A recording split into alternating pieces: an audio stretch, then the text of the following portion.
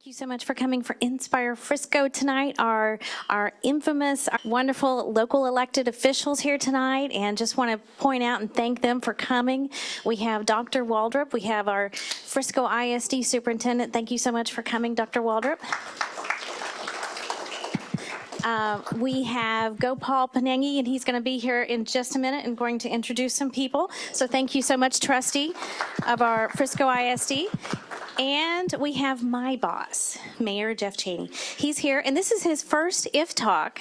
So I think we should all welcome him for coming, because it's because of his vision and some other people in the city that reason we have Inspire Frisco. He really was focused on putting together an innovation economy here in Frisco, and so this is a result of one of his desires in the city. So this is his first night to be here. He's going to come and say a few words, but let's all welcome Mayor Cheney.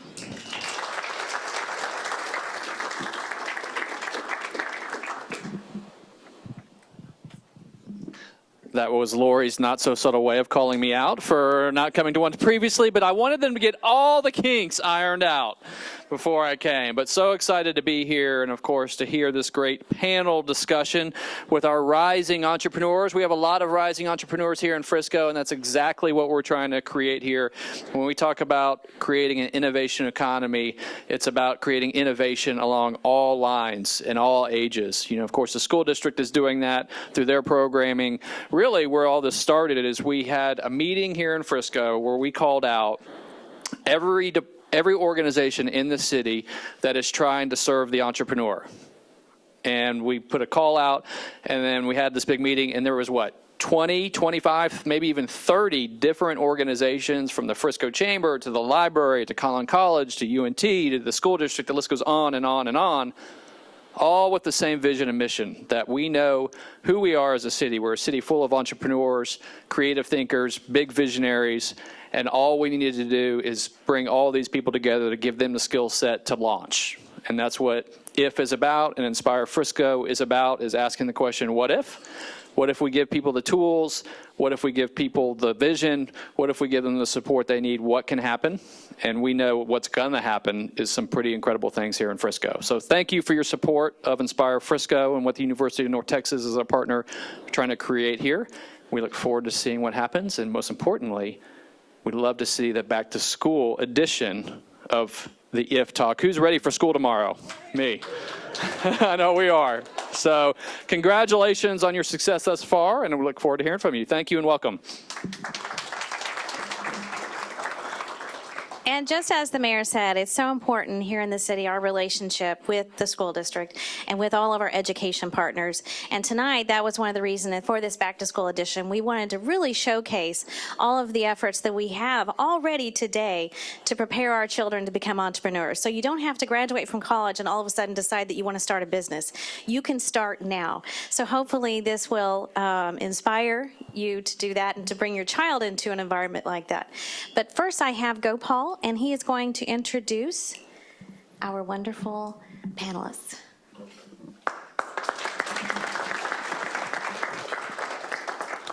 Thanks a lot, Lori. Is everyone ready for school tomorrow? I am. My daughter goes to middle school, so it's good that, we are getting back to school. And it's an honor to be here and introduce a couple of entrepreneurs. We have a lot of good programs in our school district, and I'm very, very excited about everything that's happening here. So first up, let me introduce Prince.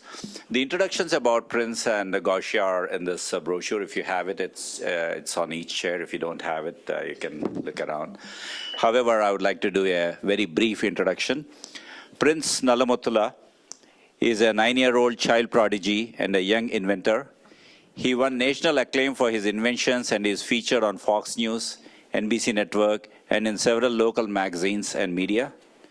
Prince's recent awards include the International Paradigm Challenge, which is considered to be the Nobel Prize of Science for Kids, and the Young Inventors Challenge, the Best Presentation Award from Chicago Toy and Game Fair. He was a guest speaker of Toy of the Year 2019 awards, and the City of Frisco, Jeff Cheney, The mayor gave a proclamation to Prince and declared the January 15, 2019 as Prince Nalamutula Day in Frisco.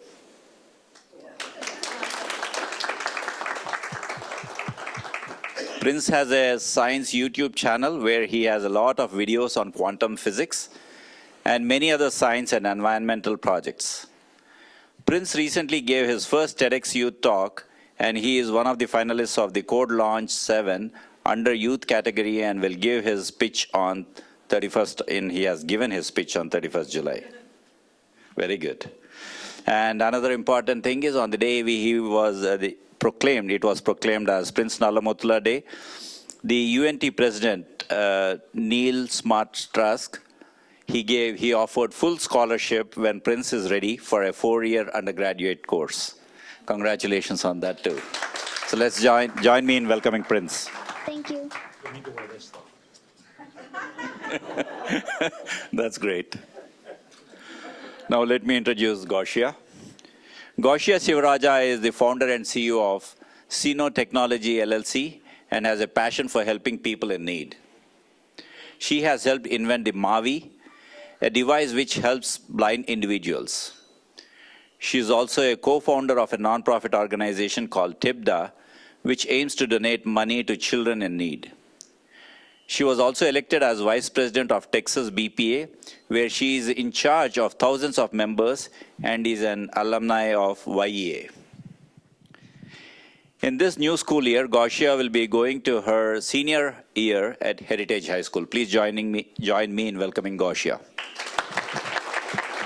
All right, thanks everyone.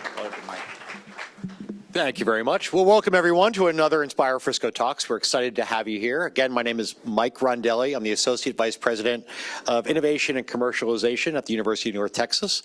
We are really excited to have you here. If there's anything Inspire Frisco or entrepreneurship related, please let us know. Any of the UNT people will direct you to us, so how we can help you with mentoring and building your company up from ideation stage through raising capital and exits to helping you with being a member of an IF Talk, or anything else that you think that we could do as a community to help startup companies grow here in Frisco. Did have one quick thing. Jennifer Cummings, can you stand up for a second and tell us really quickly about a special award? Each year, Frisco Public Library hosts a week-long business boot camp, and our teens take their idea from that initial kernel to a full-fledged business plan. Our winner this year, stand up, Shobit.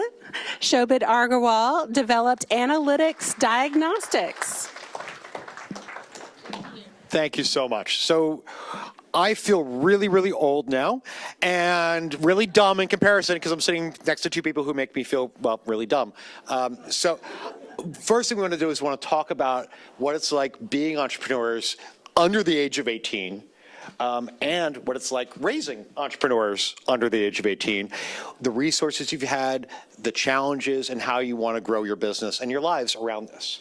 So I want to start off with, can you tell me how you got involved for an idea for wanting to be an entrepreneur? Do you want to start first? Yeah, sure. So I actually started developing my first product, which is called Movement Aid for the Visually Impaired, also known as Mavi, about 6 years ago for a science fair.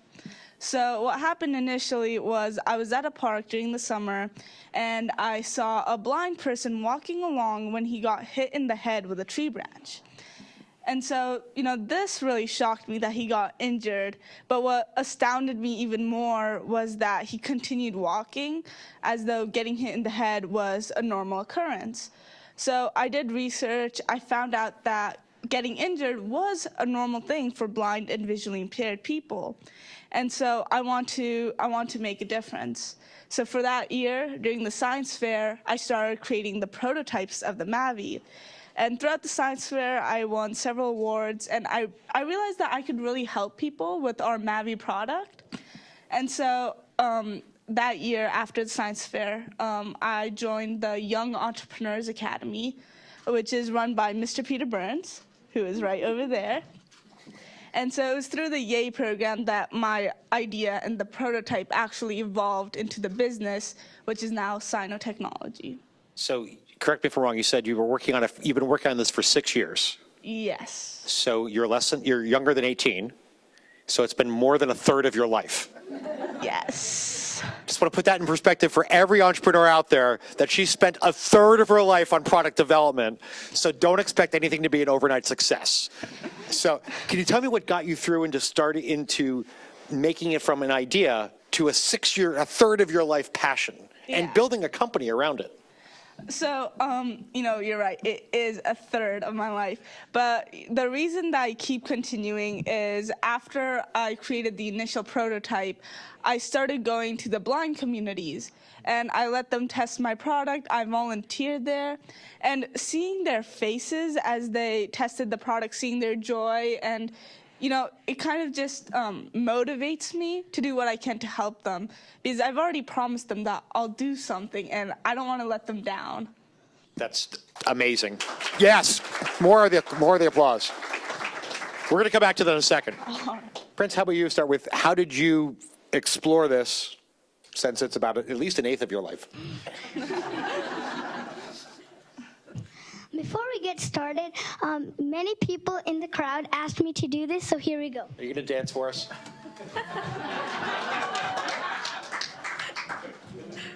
I can do that too, but it's only if I get really low blood sugar. Okay, can you please repeat the question? Absolutely. I'm sorry, you have to say Alex Trebek then. No. So how did you get involved in wanting to be an entrepreneur and developing your ideas without needing a paycheck? I'm assuming you don't live by yourself. Okay, so I first started inventing around the age 6 or 7. So my first invention, it wasn't really an invention, it was just like a science experiment that I did. I created a spectroscope. So what a spectroscope is, it's something that uses light to find the different elements from the periodic table.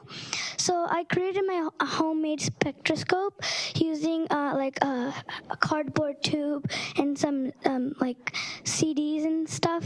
So what I think the spectroscope can be used for is what you do is you look through the hole that's just like a telescope hole, and if you shine it at light, the CD will bounce a different rainbow colored pattern, and those different rainbow patterns you can find the match for those rainbow patterns in the periodic table.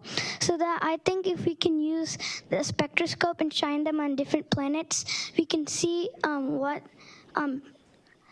elements from the periodic table are on different planets. So that was one of the first experiments that I did when I was 6 years old. And then I started coming up, and that motivated me because I had really a lot of fun making that. And I wanted to use this, and I wanted to create different inventions to help to help connect people in a fun way, or make the world a better place. So I'm amazed by two things. Again, you started when you were 6. So again, 1/3 of his life. So it seems like this is a common trait. How many entrepreneurs do we have in the audience? Has it taken you a third of your life to build your business model? Okay, just curious. Just thought it was an interesting thing. I'm going to write a paper on it. Second, you're 9 and you know what a CD is. That confuses me. That's amazing. So going back to it, this is for both of you. How do you see entrepreneurship fitting into your life? You're both very young. You don't have a financial need to do it at this point. Again, I'm assuming you live with your folks, which is great. But at some point, you'll want to stop that. And they will want that as well. So how do you think that this is going to fit into your life as you build your career and you advance from, high school to university, and where do you want to go next? So what do you want to do? How do you want to progress and have this be a part of your life? Just to start off, having this experience as a student, it's given me a lot of skills, lots of experiences that are going to help me later on in life, regardless of what I do. Right. So just having that experience was a huge boost, especially compared to some of my other peers. And then moving on, so I'm already starting to apply to some colleges. So when I go to university next, wow, I guess it's been decided. Let me just write it down. Okay. But so I still plan on continuing Sino throughout my university. I got my two brothers over there on the front row, so they'll be helping me, as I take all the classes. They'll be graduating, so they'll be taking over some of the pieces as I get busy. But I do plan on, continuing to work. I want to keep doing what I can to help others, because that was the foundation that I built Sino on. But further than that, I'm not really sure where life's going to take me. That's okay. You don't have to yet. Same question. How do you see this impacting you as you move on? You've got even longer time until you graduate high school, and probably have to move into your own place at some point, unless you buy your own mansion or state. How do you want to have this impact your life as you go forward, and what do you see as your goals in life with this? Right now, in over 3 years, I've done a lot of inventions, so I think that I'll continue in creating more things, and if I don't, I think I'll just improve on my current inventions throughout my life. Great. And what do you want to do for education? How do you see, the resources that you had to be able to help you grow and build your companies, and what have you learned from it during this experience? Like, what are the actual skills besides the invention and the science behind it? What did you have to learn that surprised you, wasn't obvious to know immediately? Well, so one good thing about starting a company in Frisco is that we have an amazing community with so many people who've been so supportive and who've helped me. So, learning these new skills, getting these new experiences it was hard, but it wasn't impossible because of what's been provided through me, through like the YAY program, the Frisco Chamber, UNT. And so, going through all of these things, one of the things I've learned was the importance of networking, and that's kind of a huge point of today, too. Right. So I feel that's one of the most important things I've learned, and also when I started, I wouldn't have expected that to be the thing, so it's also surprising. Fantastic. Same question. What did you learn that you were completely surprised that you had to learn? One thing that I was surprised that I had to learn was, one thing that I didn't know that I was going to be able to learn was, since I was until I was 6, I didn't really like science. But then after I did my spectroscope experiment, then I started to kind of like it, and it was like kind of fun for me. And that's when I kept science as my favorite subject in school. And that's when I realized that I never knew that science would be my favorite subject. And that's something that surprised me. And I also didn't know that I was going to have to learn some of the periodic table just at 6 years old, just to make a spectroscope. Fantastic. Well, you both mentioned this. How did your school, your education, your schooling give you skill sets to be able to succeed? Because it's not normal to have two people on a dais that are not finished with high school yet. So what did you learn from school to be able to take you to this level? So I've taken, one of the classes I've taken is called the Independent Study and Mentorship Program, also known as ISM. I took it last year. And so, it's an independent program, so you have to do a lot of the work by yourself, but they give you the resources and guidance that you need. And so the skills they teach you, such as presentation and all of that, that also relates as a business as well as through my schooling. So that helps. Also, I'm part of an extracurricular program called the Business Professionals of America. And I'm actually the state vice president, so. Fantastic. Yeah. But, in Business Professionals of America, they give you a lot of events, competition, resources, where they teach you skills such as interviews, speeches, presentations, which also help, later on in life, and as well as starting with a business. So Fantastic. And so now you like science, which you didn't think you'd like when you were in kindergarten. Yeah. I'm not sure about your kindergarten experience. We did not have a lot of science in mind, but I went to a bad school. Obviously, you don't have that here. How did school be able to provide you the experience to be able to invent things and create? So, as I said earlier, I really liked science when I was 6 years old. So then I started researching at home, and then I also, after they taught us the basics of science at school, because they only tell you the basics, I started to study more advanced levels of what they taught me in science at home by researching and asking my parents, and sometimes I would even ask my teachers for extra information as well. That was perfect, because you led right into my next question. Pass the microphones to the parents. What's it like raising young people like this? What's it like just raising an entrepreneur who's under the age of 18?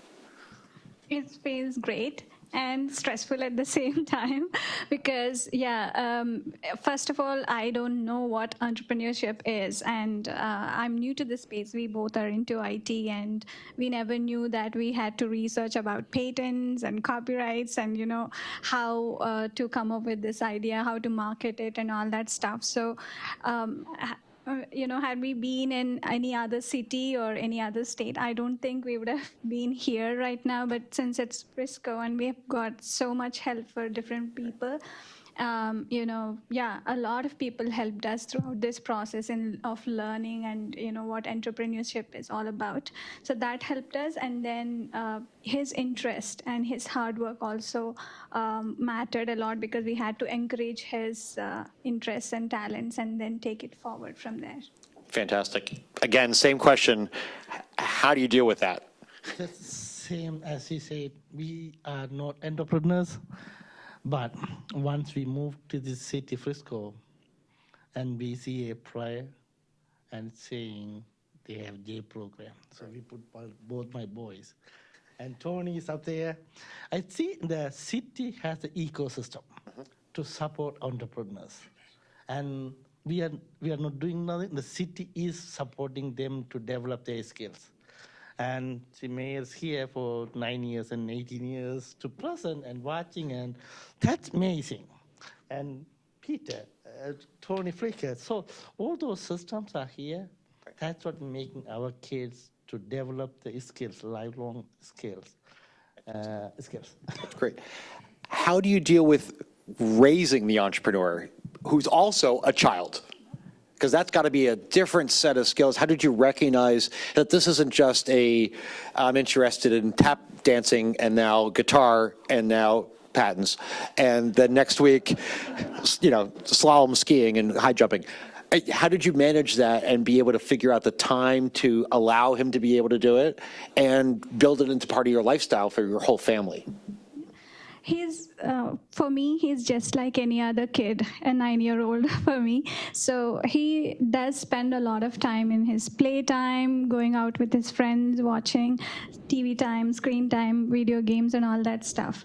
But what I noticed is that he's very, very curious about how things work.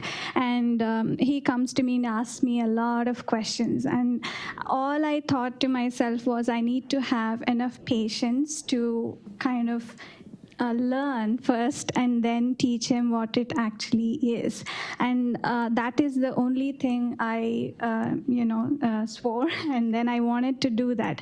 And he's like this little genie coming out of the lamp, give me what's my next task, I want to learn, give me something. So I always had this guilt in me to, if I'm not ready with the next task for him, whenever he comes to me and asks me what's next. So I prepare prepared plans and, tried to give him that resources. And I understood that he wants to help people in some way. He always comes with problems, and I heard this, can we do this to solve it? So he always came up with little solutions, even though sometimes they didn't make sense.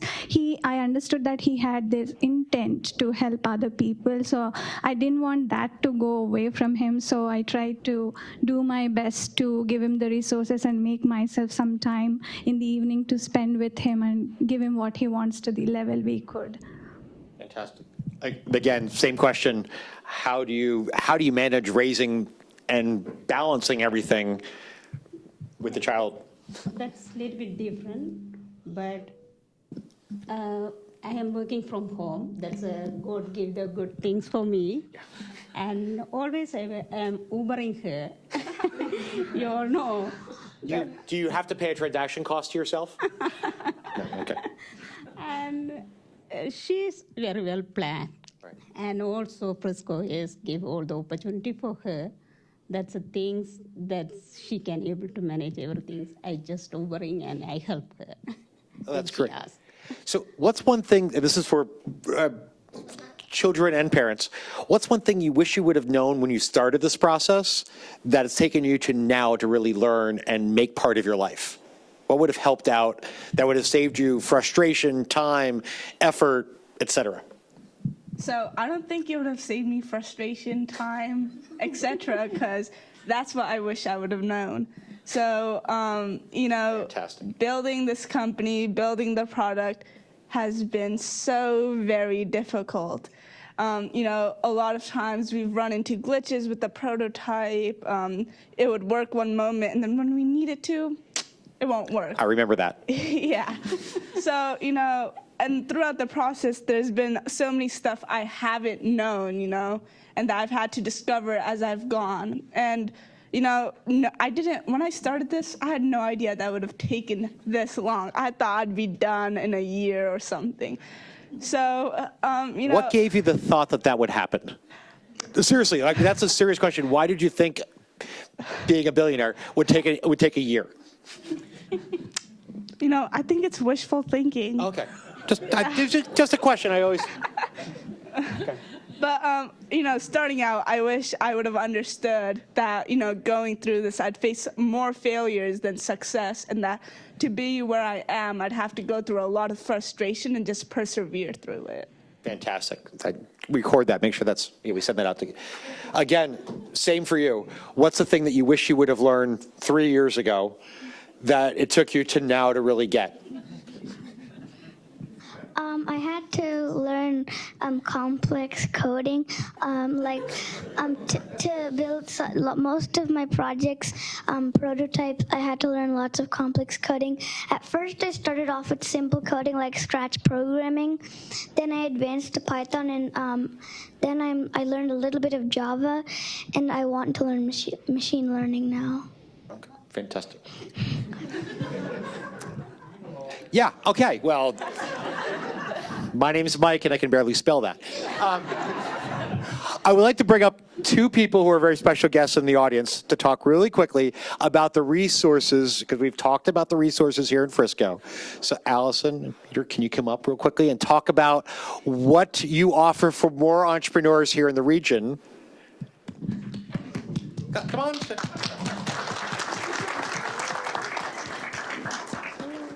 Thank you. I'm Allison Miller. I'm the Community Relations Director for Frisco ISD. And last year, well, first of all, what you all need to understand is kids today are not fans in the stand. These kids are in the game.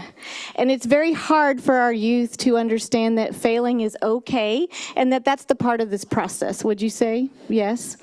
We started a program 2 years ago called Frisco ISD Business Incubator. It's a lean canvas incubator program for our high school students, for sophomores, juniors, and seniors. And we're piloting it at 4 of our campuses.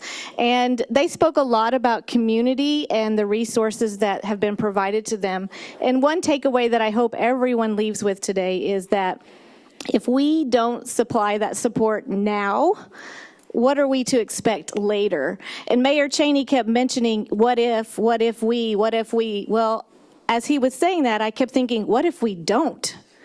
what if we don't? What is going to happen? So let's just get in that mindset of what if we do and what if we will, and let's just rally around these kids in our community and show up and share our expertise, get in the classroom, participate in YAY, do what you can to lift these kids up and make sure that when we're in our golden years, everything will be just great. Thanks. Thanks, Allison. I'm glad she went before me because she would have probably taken the mic away from me before I'm done. You know, I have this real strong belief that we have to stop looking at our kids as our future and start thinking of them as our now. And this is a prime example of why. Because when you do that, you pour into them now. This is what you see here.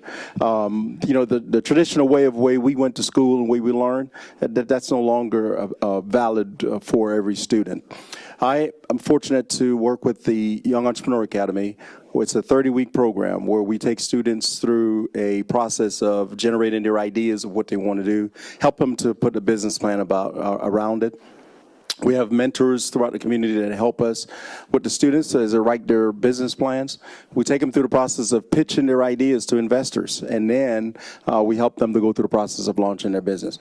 It's really an exciting thing to watch because the students that go through our program are the students that are leaders on their campuses in their schools where they are. And there's a few entrepreneurs that are here, young entrepreneurs that are here in the audience. Go ahead and stand up. They're all alumni of our program, and every single one of them are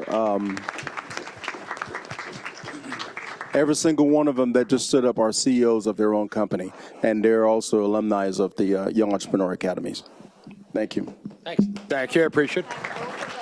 Contact either and or both for any information you might want to help, whether you want to help, be a mentor, help companies up. So where are you going with your companies? So we've talked about this a little bit last time that we talked. What do you want to do with your company? What's your next step? And then what's the step after that? Okay, so, you know, the immediate step next. Releasing the product. We've developed a branch product called the Mavi cane, which is an attachable to their standard white cane, and we're actually hoping to get it released by the end of this year. Okay. And then, you know, just finish computer vision, finish developing the original Mavi 3-piece, and get that released by mid next year. So that's the immediate plan. Following that, you know, we hope to keep creating more devices that, you know, help people around the world. It doesn't have to be just blind individuals, but anything that helps people live better quality lives, safer lives, because that's what Sino stood for when we made it.